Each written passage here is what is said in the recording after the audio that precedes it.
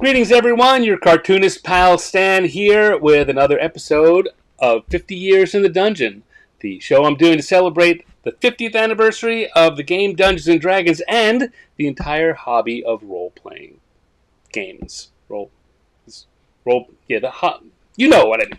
Role-playing games as a hobby. Uh, you'd think after we're halfway through this series, and I still haven't gotten that intro down pat. I guess it makes me seem homespun. Hello, Bacon. Thank you for joining. Glad you could make it. We're here as we are every Wednesday, or most Wednesdays, where I will be talking to one of the people that worked on Dungeons and Dragons during an interesting part of its heyday, and we'll talk about all the things involved with gaming and how that got into their career. And again, you've been here before. It's going to be like that. And this time it's going to be with my friend Julia Roberts, who was an editor and senior editor on a lot of different things. When I was there, the main thing I associated with Julia was Forgotten Realms. She was one of the core people on shepherding the Forgotten Realms game products through. She, of course, did a lot more. She was I think she was a senior designer on the third edition core rules as they came through, or she worked with Kim Mohan, when he took, let her tell the story because I'm going to get some of it wrong. Anyway, she was a big wheel in that. And then she went on to be the web producer for the D&D website for quite a while. And I'll tell you, I'm very thankful. She gave me a bunch of work after I got laid off. So, no, Julia Martin. Did I say Julia Roberts? Wow. If so, well, I mean, you're welcome and sorry, Julia. In fact, let me just bring you on here, and you can. I bet you were waiting for me to pull you up so you could tell me I got your name wrong. Because before the show, I tell all my guests, I'm going to get something wrong in the intro, and you can just correct me. So here we go. Let's bring in Julia Martin. We were just talking about the prizes you won. I know there are many of them, but not an Oscar. Not an Oscar for Not an Oscar. Um, and no, I wasn't a senior designer. I was a senior editor. Did I? Um, No. Again, Julia see, I'm the. Martin. Julia That's Roberts. I don't make notes. I wing it, and so errors creep in. Mistakes were That's made. right. Mistakes sometimes. Hi, David. Hi, John. Hi, Bacon Gaming. Dave Wise, John Ratliff, Dale Donovan. See, all our old friends are here. So, for those of us who are not old friends who were in the building at the time, uh, give the quick version that I should have said there in the opening. Who is Julia Martin? Well, I've worked in gaming. I worked in gaming starting in 1986 ish. I started at Game Designers Workshop, and then through Tim Brown and Dale and uh, various people that I met at conventions. I got to know the people at TSR, and I jumped ship and started working on September 9th in 1991 at TSR. All right. Um, hello, Sue. Sue Wineline is here. Sue was our guest last week, and had so much fun. Yay! She's come back Hi, to thank share it you. with you. Um, so, Julia, I usually like to start the conversation before the professional era. What was your? How did you get into gaming? You were showing me before. Yes.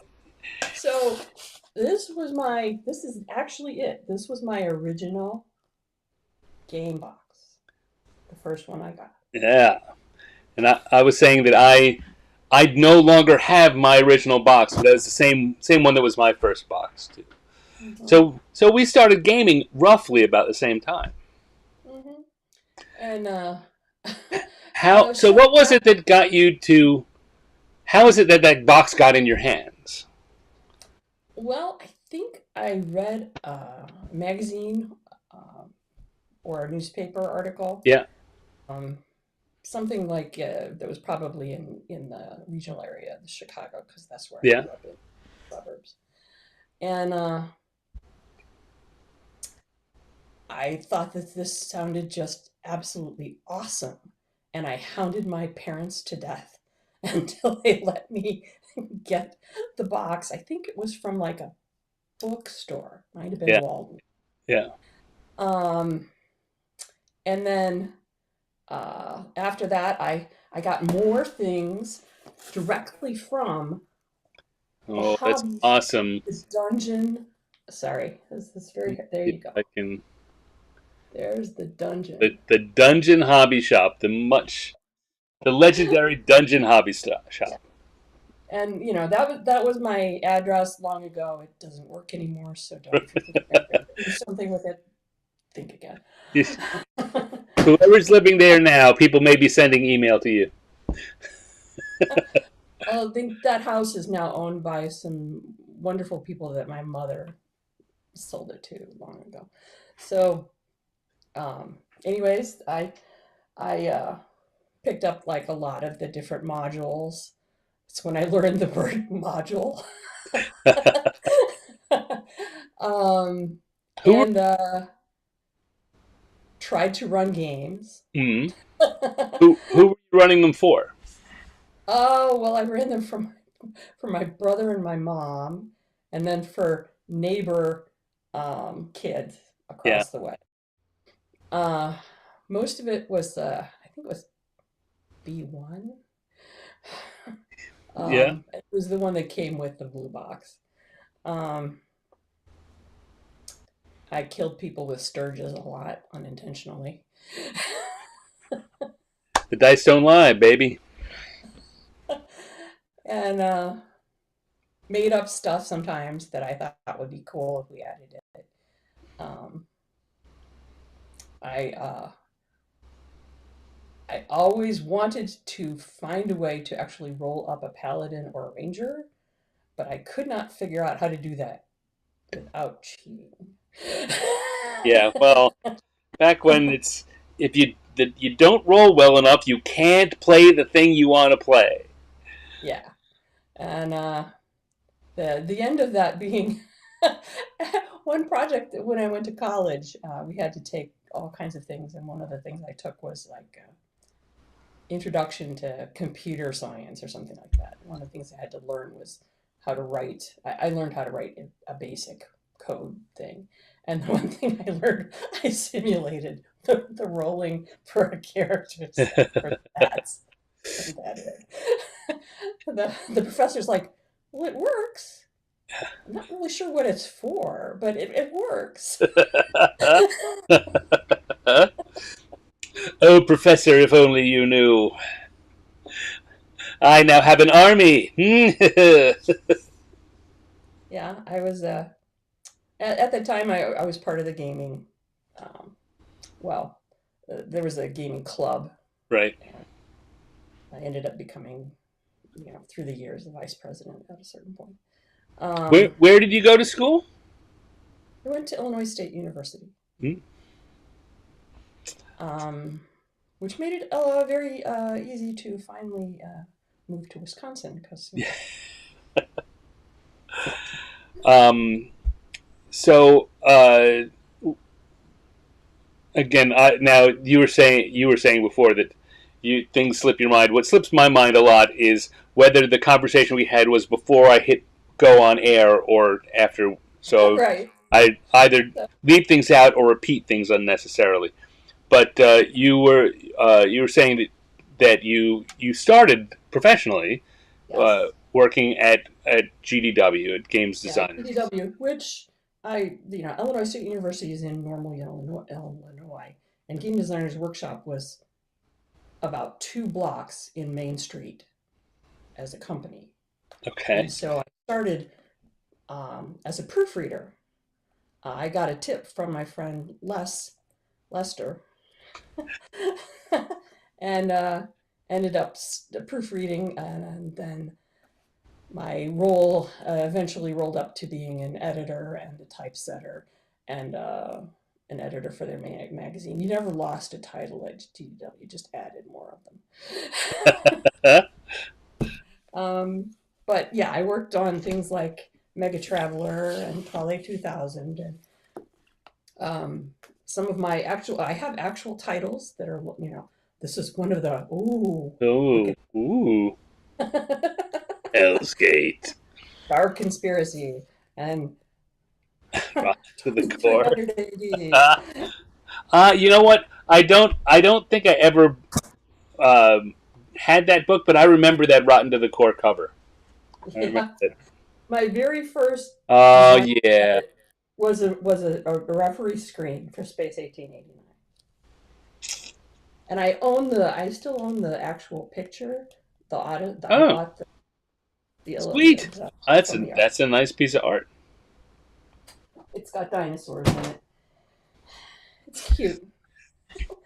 Um, It was Janet Alizio did it, and she's a wonderful artist. so did you start doing that proofreading while you were still at school, or was that after? It was when I was uh, trying to get a master's degree, which I finally did. But I started working post BA Right. during MA. And what year did you join GDW? 1991, September 9th, 1991. Oh, It's okay. I don't get to add a day that will live in infamy. right. You know, should be able to do that. It all sprang from there. Dale says he still has his Space 1889 screen too. Yeah, Um, a wacky key. uh, so, how long were you at GDW? I was there until I left. Well, I was there from about, like I said, around somewhere between 86 or 88, I forget. Um, until I left for TSR. TSR pretty much headhunted me. Right. Um, fair enough. Helen, So, yeah. Um, so, all right. So now it's a good time for me to switch over while our conversation switches over too. Gotta open this up here, and this week I'm gonna be doing the year 2000 is the year we're going, which is the year that 3E launched, and I've always thought that the art piece that Todd Lockwood did for the box set, the basic game for 3E is among the best D&D core book covers. No, it's not a core book, but the core books then didn't have art like a lot of the other editions did. And I just think this one represents it represents D&D so well, right? It's adventurers busting down a door, having an adventure. Oh, and there's a dragon there too. the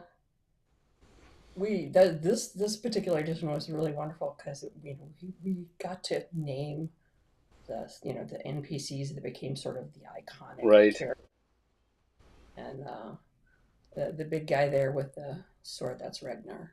That's Regdar. Uh, the wizard is Miley. I can't remember who the other. Yeah, Miley is the elf. She's a wizard, I'm pretty sure. And Lida is the halfling rogue, and I can't remember the human cleric. I was going to say Tordek, but Tordek was a dwarf. No, it wasn't Tora. I don't remember. Somebody will remember later. I bet there's someone in the chat who remembers. And if not, someone's typing on their internet search engine, trying to figure it out right now. All right, so you got hired as an editor, I presume. Yes, I got hired as an editor, and my first product I worked on was Gamma World. I think it was the second or the third edition. I don't remember. Um, Bruce Nesmith was helping me. He was the designer, and he kind of showed me the ropes. Mm-hmm. And Sue says Josanne. Josanne was the cleric. Roseanne, I think so. That sounds right. Take that out. So start. My very first thing I worked on was a marketing copy for uh,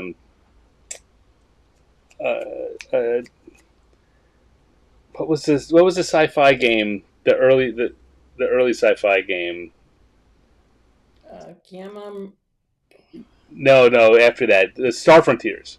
Star Frontiers, that's Star it, yes. Frontiers, which was no longer a going thing, but we needed marketing booklet for it. So the first week or two that I was there was to create a marketing cell presentation on Star Frontiers.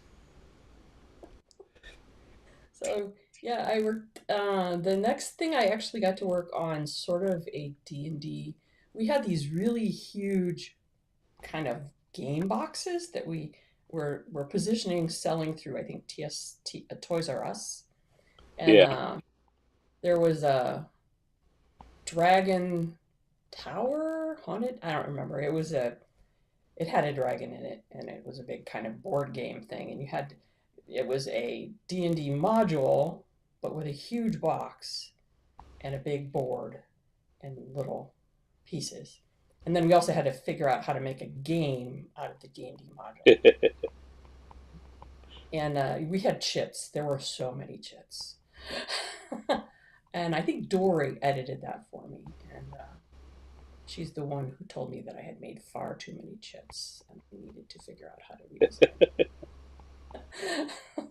So I got to learn all about pieces parts for the different components in a box set real quick then. yeah. There's a lot of learning on the fly. I think everyone I talked to had an experience similar to mine in that there was an assumption that you knew everything you needed to, and that you'd ask if you didn't, but you immediately walked in and there was a deadline. Here you go. There you go. And by the way, this is due this time. But at least you were clear on that. My current what I ended up retiring from, I was working in a tech company and they used Agile, and one of the challenges using Agile is that kind of there's really no deadline, and it's always really never done. They think of it differently in a much more positive way. Let's see. So what was the first group that you were working with when you got there? Who were your cohorts? It was the quote old worlds group. It was Greyhawk and Forgotten Realms, and then I think I also was part of the weird leftover stuff. I can't remember what group that was. Oh. We had a better name for it than weird leftover stuff, but it was things like, oh, you have to work on Buck Rogers, or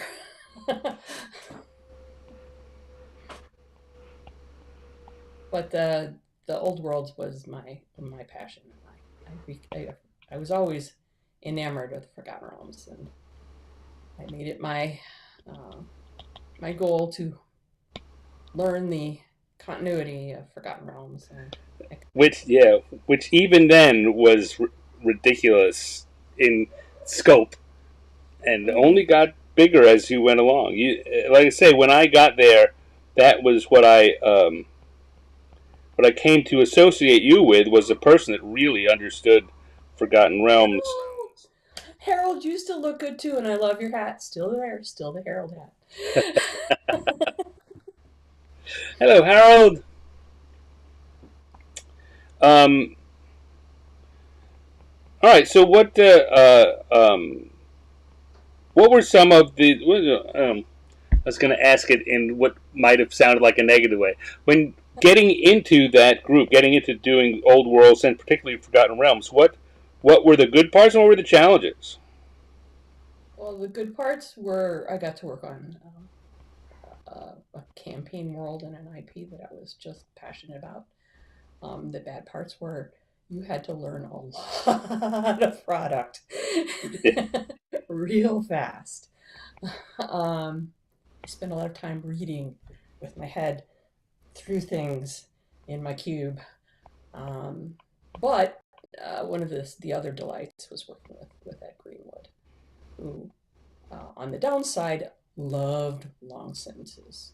Part of the editorial, I don't know, I guess you could say it was a marathon game among other editors, was Hmm. unspooling how many semicolons you could, you could get, break up the sentence, and the parentheticals that were in parentheticals that were in Oh, parentheticals. God.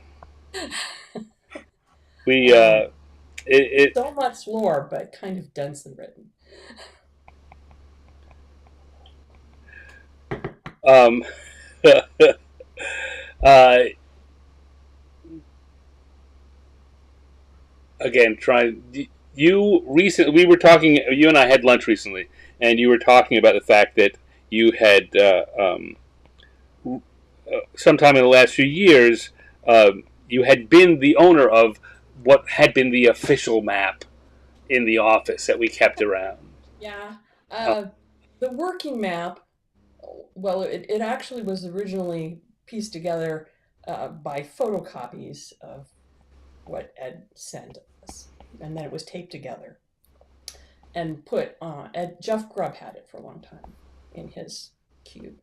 And at some point, Jeff, for a while, left the company. He came back, but you had to figure out what to do with everybody's stuff when they'd left, and I inherited the map, and it's it stayed in my mind, in my hands for quite a long time, and it was uh, it was very interesting because as we added new pieces, things would get taped on top of other things, and there would be notes. Um, and at one time I schlepped it all the way to Gen Con, and Ed signed it and took it back home. I think is it Alex Camera? I think has it now.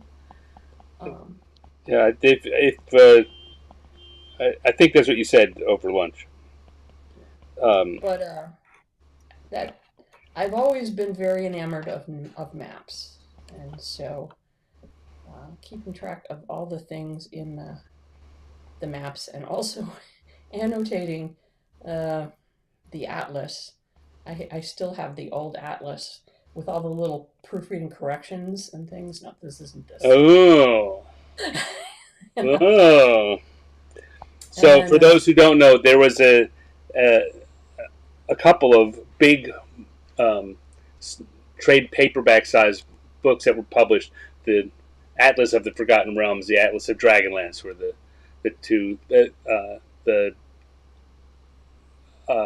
woman that did it was Karen Wynne Fonstad, and yes, she did those for a lot of fantasy worlds. But she did one for Forgotten Realms and one for Dragonlance. And of course, as you were saying, right, we'd have our copies around, but there was an official one that kept track of things that either were wrong or changed over yeah. time. And the overall map of the Forgotten Realms just built up throughout second edition until third edition. Then it got, I guess, the focus of it became much more constrained to just Faerun. And then when we got to like 3.5 or 4, they trimmed considerable parts out. Rich Baker was tasked with figuring out a way to condense it, and I think that might have been 3.5. Rich could probably tell me; he'll correct me. But he did a really good job in figuring out a way to edit a map to still make it, in essence, exactly the same thing and to hit all of the important parts, but to do the equivalent of deleting a whole lot of empty spots. um, to make it all sort of more compact. There were a few items that actually got deleted, but they're fairly unimportant. So But Um, I know that there was a time while you were there, certainly, even still while after I came, where for big events and for big publications, the world would shift. There would be the destroying of the moon, as it were, and yeah, part. well, No, go ahead. sometimes, yeah. Um, I think the Avatar trilogy is when they had the biggest, um, I guess, continuity shift. But I don't recall that actually changing the map a whole lot. Um, but yeah, every time something would happen, this we would decide on, well, what's the theme and what sort of big things, if there are going to be any, that are going to happen. We'd we'd make our best to make it all Yeah, well sewed together. that was the trick. Hmm. Um, Let's see, the one thing that I really loved working on for years with Ed was the Volos guides. And there were one, two, three, four, five of them, and then later they added another. Years later, they added a Baldur's Gate one, but I edited all of them in some way or worked on them. yeah, Uh, they were kind of like voters' guides. You got to write all kinds of nifty things about strange buildings and ghosts, and I love that. And I worked with Ed on that. He wrote all of them, I think, and he was such a sweetie. He still is a sweetie. what? So, what was that process like for putting that working with Um, Ed? well, I would get his manuscript, which was from Canada, and open it. And opening an Ed manuscript was kind of like unearthing an artifact, because to make sure that you safely went through customs, Ed would put everything in like a essentially an envelope of some sort, and then around that he would put a plastic and wrap it in plastic and tape it, and Yeah, then double tape the taping, and then wrap the entire thing in aluminum foil, and then put it in a box. yeah, And they that were way legendary. it was proof for especially weather problems, because if you go from Canada here and shipping, and you may or may not go through customs, you may run into weather.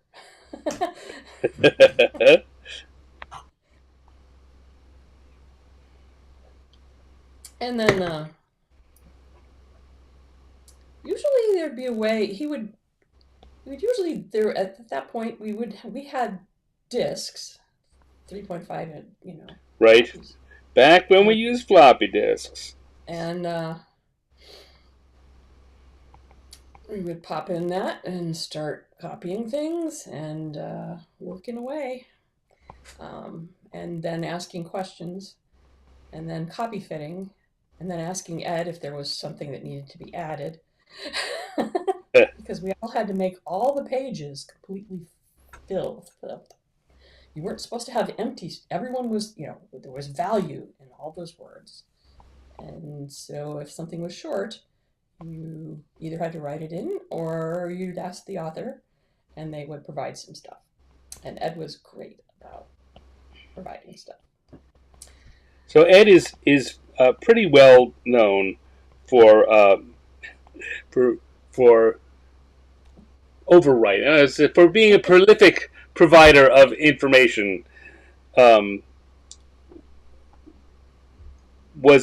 I imagine that rather than uh, coming up with new stuff, the first order of business would be deciding which stuff to save for a different project.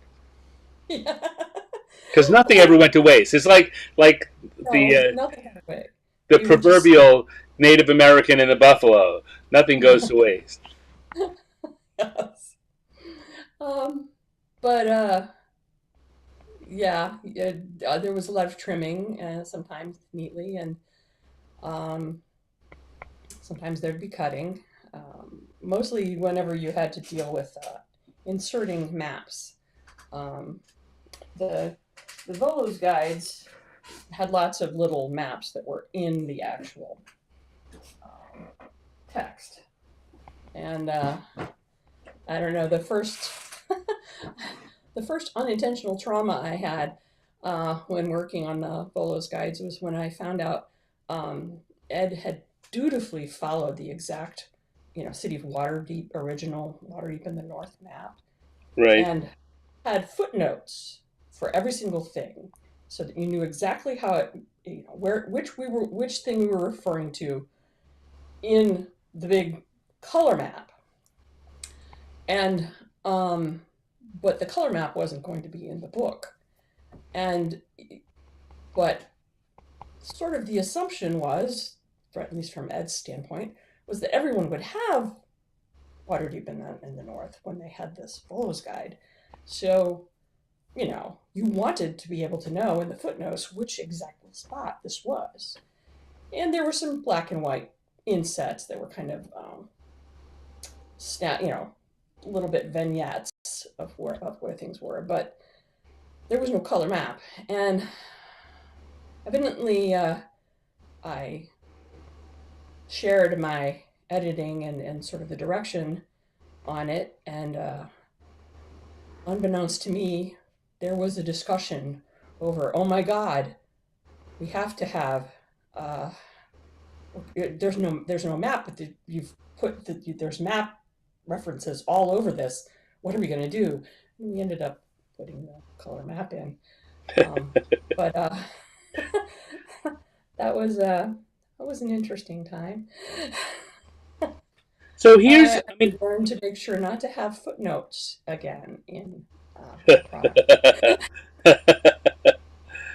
here's a question that probably should have come up in previous shows, and I don't know if it ever has. What was the process like deciding which books would get done? I mean, so particularly with like the Forgotten Realms, I know we had this with Dragonlance too. We would come in and start the year, and there was a list of the things we need to do. We need books about this, and it was always more than could fit into the schedule anyway. And we certainly didn't have the manpower to do just all the A1. So what was the process like figuring out what uh, what Realms books would go on a year's schedule? Well, usually it was a combination of at least three things. Of course, we would have ideas and proposals and sort of the A list things and etc. But then, whatever the through line event was, you had to make sure that that touched, the products, at least most of the products or some of the products. All right. So And how about uh, also, we had to make sure that certain products happened in a certain uh, cadence to yeah. match the business needs and also the what we'd promised in the catalog. And um, sometimes it was interesting, rather than well, sometimes you got to advocate uh, the topics and things like that, and sometimes you were told this will be this kind of a format product. Make sure that you propose and or select something that will fit that. Right. But I didn't actually get to. I was one of the voices who were proposed and advocated and decided. I didn't outright decide a particular thing. Right. We Right. get to. We did get to, once we had the list for the year. We all got to kind of say, I volunteer for working on this thing. Right. Um, so when you talk about the overarching event. That's not something that happens in current D&D. It hasn't for a while. What was? Can you tell us a little bit about that? Well, sometimes it would be, well, often it was something that would connect with what was going on in the novels. So sometimes it was about oh, the Harpers. Sometimes Mm-hmm. that was sometimes it was a literal realm-shattering event like Avatar was. Sorry, the Avatar trilogy, not the movie, which is far in the future when I was talking about. And lost my through thread. Um, in any case, uh, next question. Right. So there would be a somehow in the upper echelons of the company between the book department and the game department there would be a decision on a storyline that would happen that year and run across multiple. Yeah, and there was, what does Steve, if you were around for one Sue's wonderful interview, she has a wonderful discussion over uh, the way that the book lines worked against the game line and Yeah. sort of that worked together or sometimes didn't, and the on again off again kind of mm, good or patchy relationship between the games department and the book department. Mm. Uh, and at that time, everybody loves everybody now. um, and well, I remember at one point, let's see, one of the things was when we finally decided that the King of Cormier was too old and he was going to unfortunately die. And we would have an heir. And Right. there was an entire novel about that, and part of the changes of that, of how that would affect the socio-political and the geographic things. Um, So look at that and then say, oh well, this inspires. It would be great if we do an adventure that's set in the same place, or a source book that would give background information that supports it, and things like that. or if you wanted to do a revision because there was a new game iteration or something like that, that would be the time when you'd be doing that. Mhm. Uh, yeah, sometimes I was as I was going through my stuff earlier, I found a one of those little. I don't. Unfortunately, I'm sure many of us have lost a relative at some point, and there are these little um, funeral kind of cards that sometimes are printed about someone Right. passed away. And we actually wrote little, death of the King of Cormier and printed them. I have one somewhere that I found, but I don't want to spend all my time wandering through. If I do find it, I can take a picture of it and send it to you, Stan, and you And can yeah, we could post put that. it in there. If you find it, that would be terrific. Um, what? No,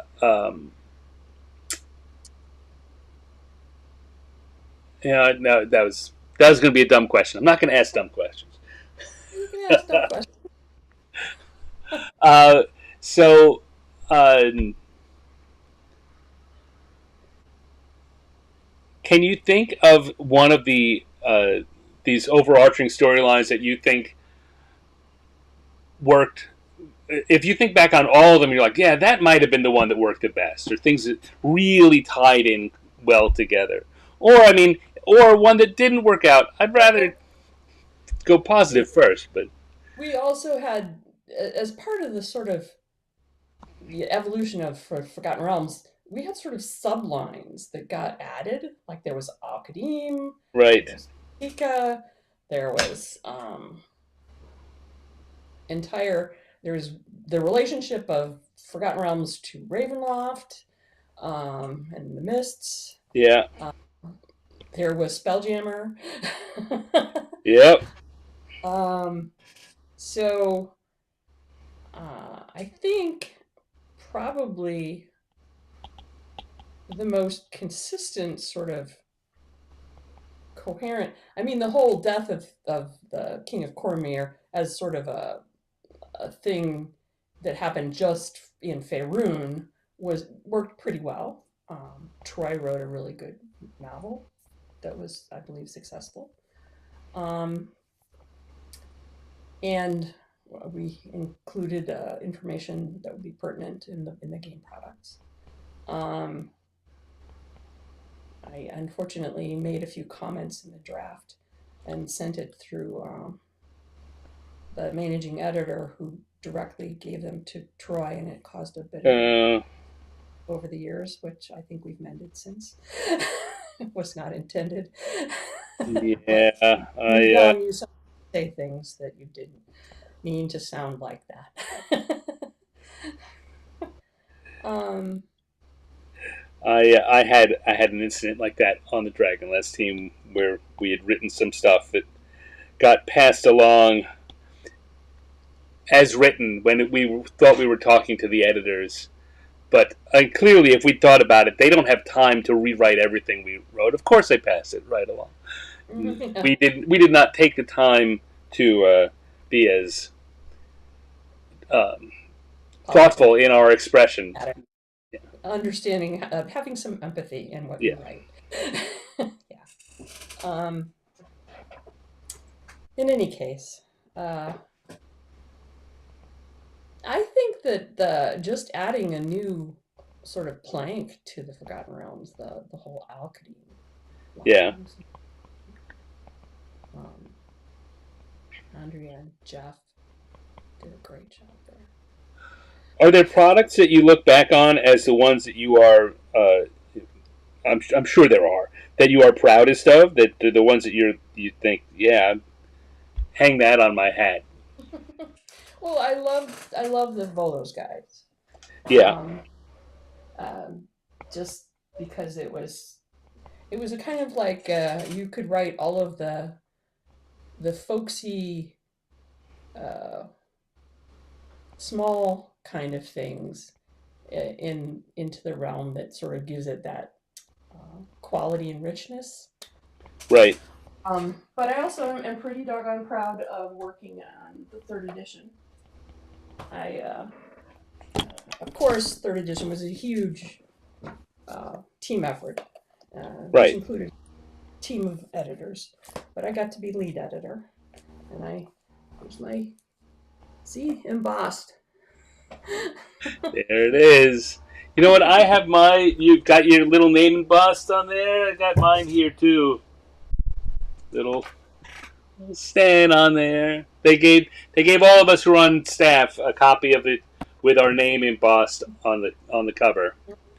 I treated mine like a yearbook, and I've got signatures all Yeah, inside the cover. and And my embossed one yeah, came after the point that actually we'd gotten the regular staff right. copies, Yeah, and that's when I did the whole yearbook. yeah. And mine Uh, actually has, you can see Todd Lockwood actually wrote a draw a little. nice, sweet. Um, That's super oh, sweet. look at this! I forgot. So you had the phone list that you were showing me earlier. Uh, I have in here the R&D org chart from when that came out, with all the people I got to sign it crossed off, so that I I knew who I still had to get. And there's still some people here I've got to get. Yeah, and I have an org chart phone list from whenever. This is when Oh, TSR was acquired. That was the phone list of all the people that were there when TSR acquired Wizards. hey, Sue Wineline, you're one of these people I didn't get to sign this. Your name's on here uncrossed off. Hmm. But then of course, there's been other versions of Dungeons and Dragons since then. There's 3.5. I got one of Yeah. these. Oh, yeah. I love that. I love that edition. I got, for some reason, the first versions, the numbered versions, Yeah. didn't actually have the foil embossment. But I got a signed letter from Charles Nice. and manager.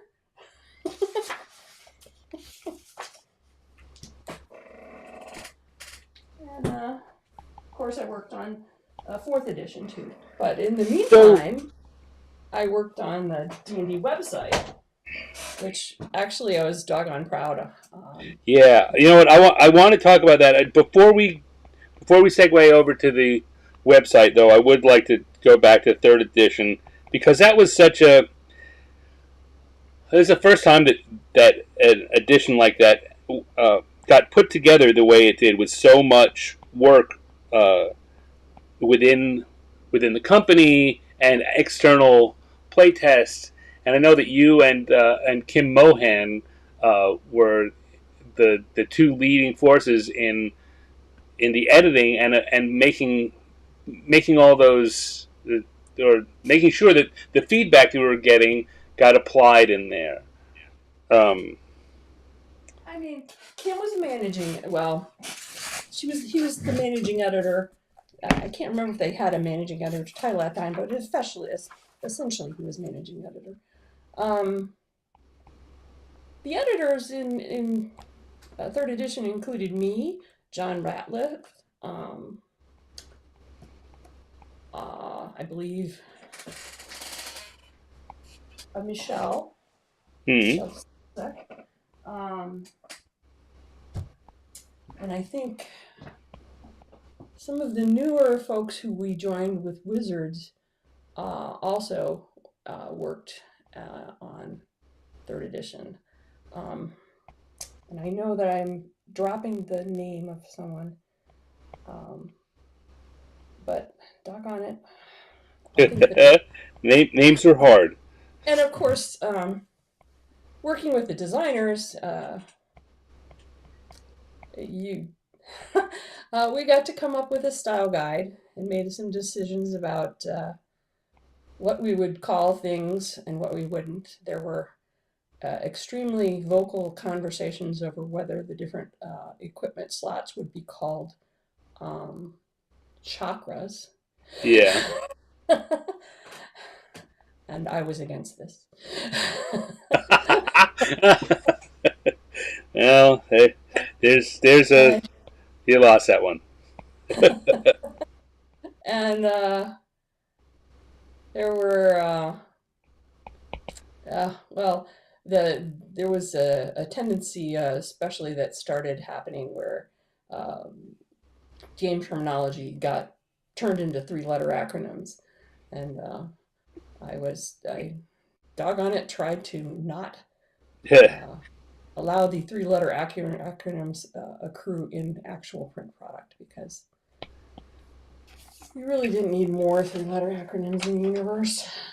But um, some of it happened, of course, immediately in among fans and everyone else. I do have my is a And you were one saying of that our was attached to a big uh, can of paint or something. I had a small pot of paint and a big brush that someone gave me as part of a sort of a congratulations, you've made it, or you've been assigned to this. And we used to have funny gifts that we give each other, sometimes at Christmas, but sometimes Right. just cause.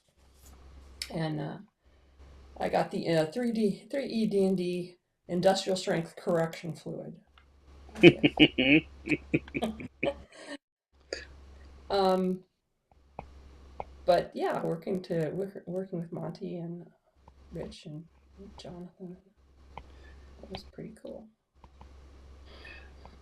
All right. Well then, let's move on to the website. Um, Yes. which I'd say we had a bit of a conversation with Sue about that last week, and I don't know if you were here that week. Your name certainly came up in no small part in that, being someone who helped to make that website in the end. I was saying Sue did not like hearing this, but I was saying how transformative I thought it was, not just for the game, but for the industry and what the expectations were, kind of setting the bar higher, setting a bar that didn't exist, and then setting it really high for people Hmm. to reach at for years to come. Yeah, I think I joined the web team on 2000. We just finished third edition, and Sue had an opening in her team, and I was like, "This sounds very like future thinking to be part of This could be technology." where the future is. And I I had spent a lot of years working on a lot of hours and needed to spin it a different direction for a while. And Yeah. so that's where I moved over to the web team. First, I worked in in the Forgotten area, Forgotten Realms area, and then I became the D&D producer for all things when Sue left and became, I think she went to a part-time role, um, and then finally left to work on, focus on other things. At anyways, the the website then I the one thing I didn't pull out was the picture of what it looked like, but Sue's interview does have a picture that showed that. Yeah, in fact, We, if I pull us up here, I can mhm. probably find that again. I think I've still got it here. But yeah, so tell us about that. What were the differences and similarities of jumping over from having been a editor on the games and book lines to doing the website? um, well, when I worked as an editor, we worked on products that would. The smallest one was essentially 1 month. Larger ones up to 3 months, but it never really was 1 month or 3 months because there were always revisions and galleys and Right. proofs. And we had to deal with uh, illustration orders and map. Um, but the website, the way that we set it up, there was new items that would come up every single day. Right. Got it into swing. At one point, I think we had published. I had a schedule for years that managed to post new D&D stuff every single day, including scheduled for weekends. Um, now sometimes those were wallpapers, but sometimes they Yeah. were articles and characters and encounters and uh, all kinds of things. It was a very content dense um, site that really focused on all parts of the D&D um, IP brand. Right. Um, and we had a book section, of course, but we had a Forgotten Realms, we had Dark Sun, we had the miniatures was there, everything. Um, and we scheduled and I worked with uh, well at first the uh, there was an agreement that the managers would work with having a certain amount of time for some designers or editors to provide content for the website. But um, things changed. There was a new alignment, and we were pretty much told that take care of it yourself.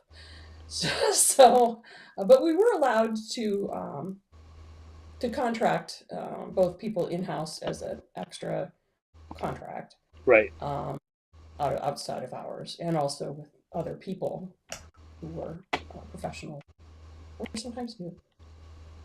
And so the real joy and also the strength of that I got to learn there is I got to learn how to be a managing editor. I was a senior editor before, but now I got to be sort of more like a magazine editor. Right. Um, Sue had had the benefit of starting into that position with that experience, but I got to learn it on the hoof, as it were, and it was it was delightful and stressful, and we had a really tight knit team, Yeah. um, and a wonderful developer who was uh, had a real heart of gold, but also was very curmudgeonly. Like no one in the D&D team ever is like that at all. um, but yeah, this is the what happened around the third edition or before it, Yeah. and I went and shepherded a revision of the site too that changed the look a little bit, added an online dice roller as part of a feature, and we ended up winning a couple of awards. Yeah. Awards that I have actually gotten when I worked. Those. They were both Emmy Awards. This is, I think, from That 2001. It's that would either have been one of the first or second. So those 2001. first couple of years they did Ennies. Those are fired clay Yeah, D20s. this was a clay D20, and there are probably not that many anymore because it's extremely fragile. Yes. Because they come off the wooden part and then shatter quite Yeah. easily.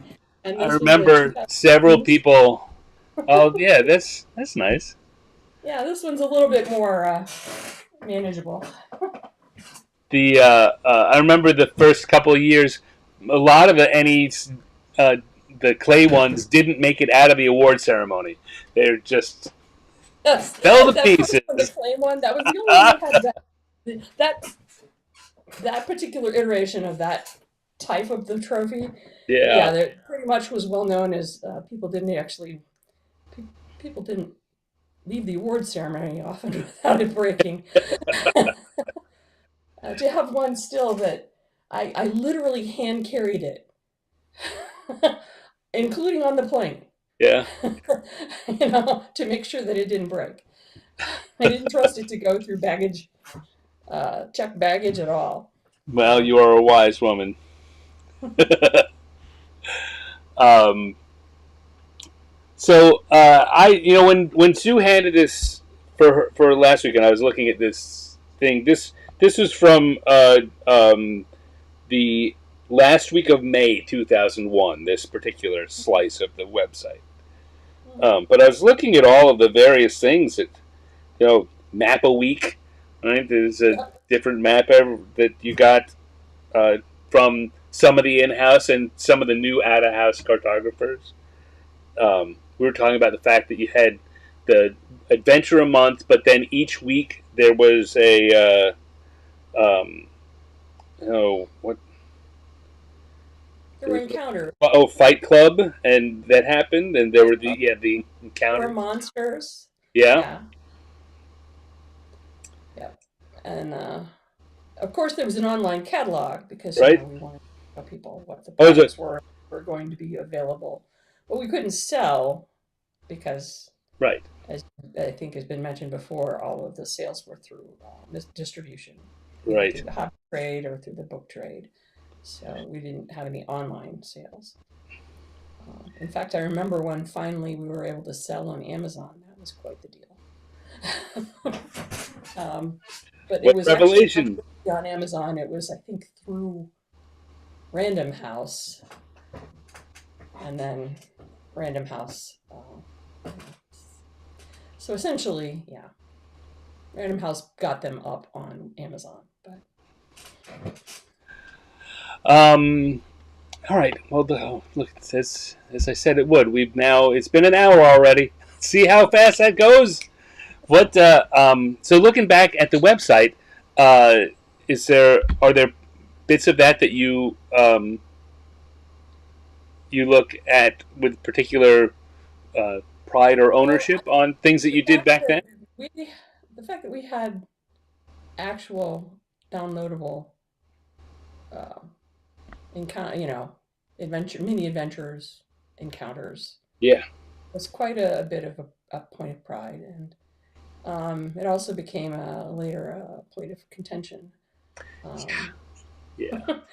um, That was the, such a the weird very yeah there's uh, essentially the website was although it wasn't positioned that way, it was a marketing thing. It was there to make everyone enjoy the fan feeling and to just have time. more content.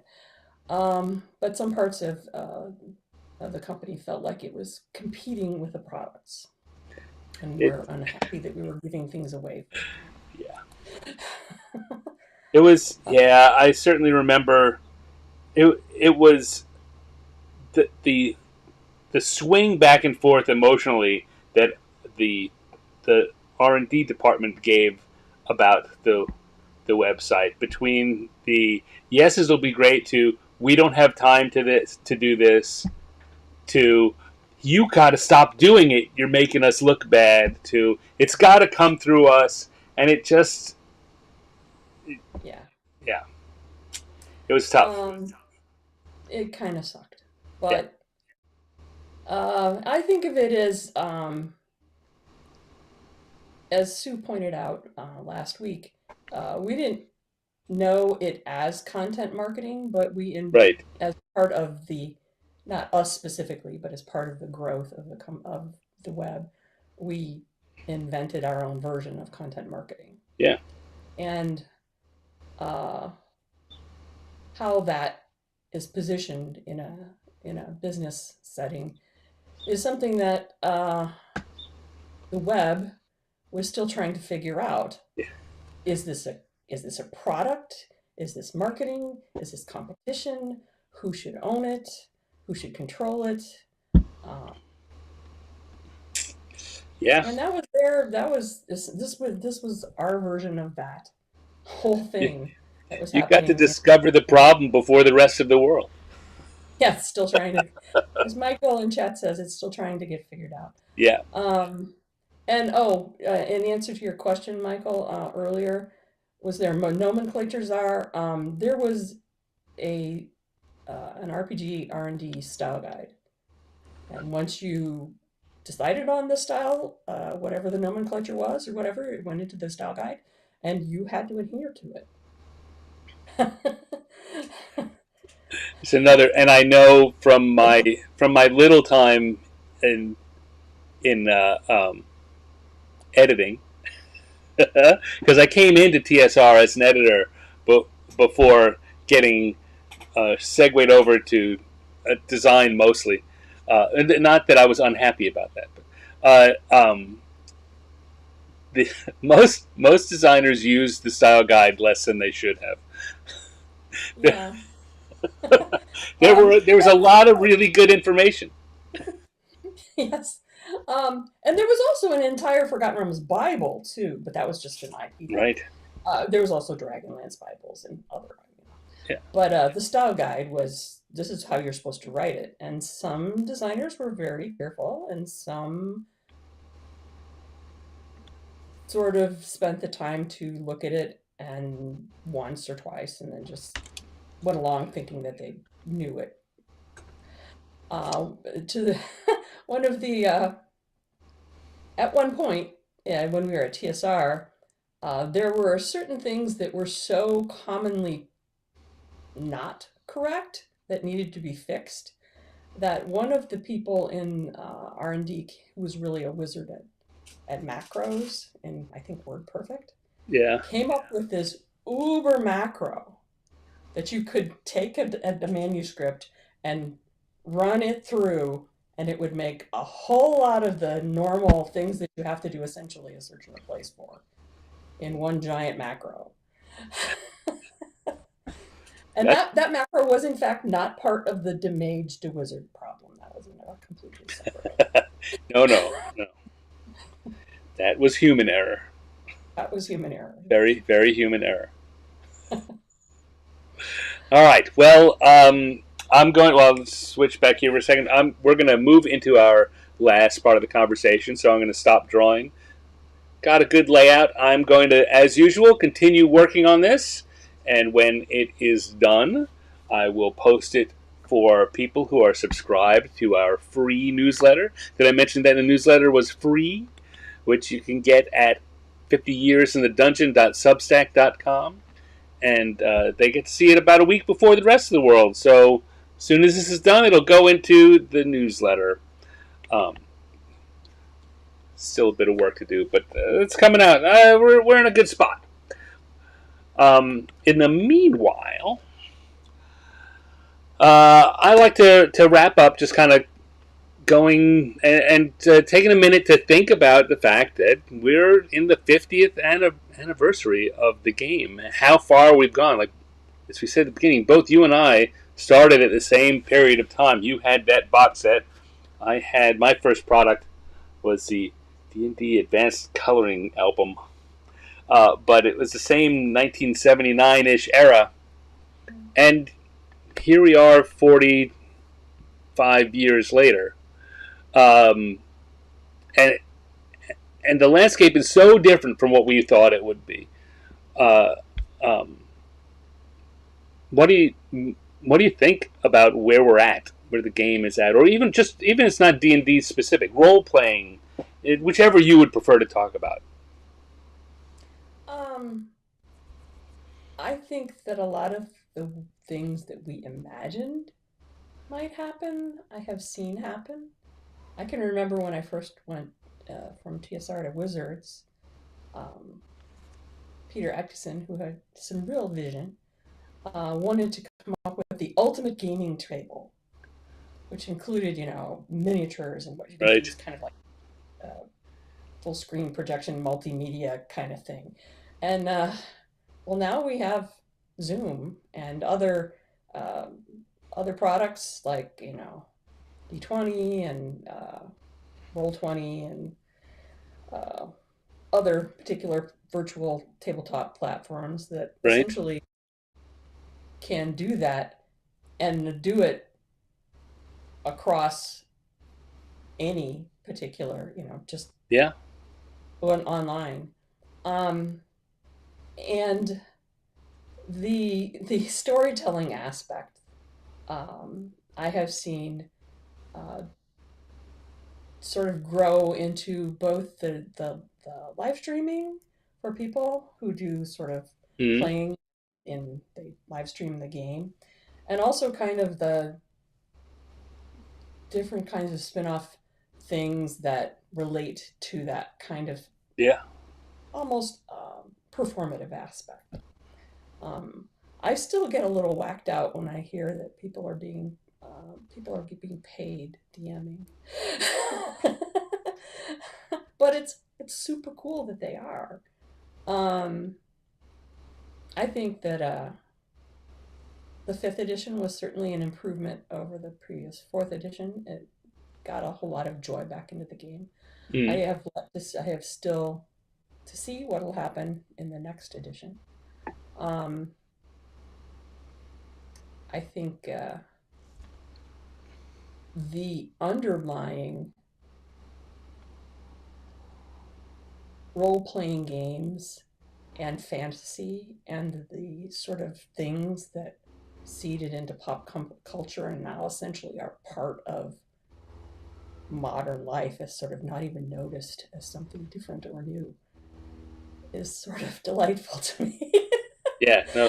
No one saw that I coming. think, haha, all you people who made fun of me for loving D&D, the geeks won now. Haha.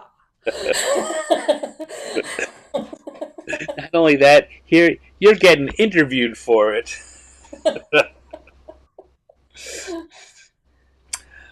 So you're still playing, right? Are you I have not played recently, as right? in like immediately recently, um, because the campaigns they change. That yeah, People, especially COVID, affected a lot of things.